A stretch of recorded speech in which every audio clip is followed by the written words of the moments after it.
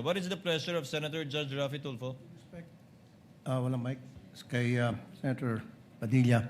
Bakit pag sa kabila pinapayagan sila 5-10 minutes, bakit pag sa amin, sa majority, kinakat agad ni remind pagdating ng 2 minutes? I think nakakalata na kami. So dapat pag sinabing 2 minutes, 2 minutes. Pag sa amin sa majority, pag 2 minutes, pinipindot nito. 2-3 beses. Totoo yan. Pero pag sa minority, umaabot na ng 5 minutes, 10 minutes. At meron akong record yan. Pinapayagan. Why? Thank you.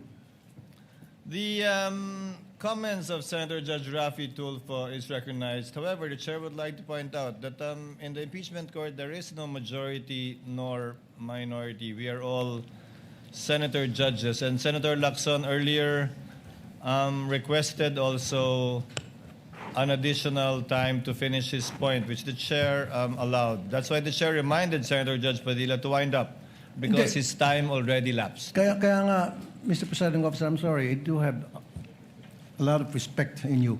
Yung sa akin lang, kahit na sino senador, kapag dating na ng 2 minutes, pinipindutan ng bell eh.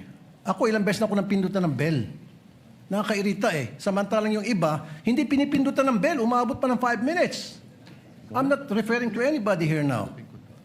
Yun lang yun eh. Kaya nga kuminsan, binubulungan ko na nandiyan eh. Oy, pindutin mo na yung bell. Para naman makapagsalita yung iba. Yun lang po. Wala na akong tinutukoy dito. Dapat maging fair tayo yung sa nagpipindot ng bell. Pag sinabing 2 minutes regardless kahit na sinong senador yan. Thank you. The clerk of court is instructed to kindly relate to the bell ringer to kindly be consistent in doing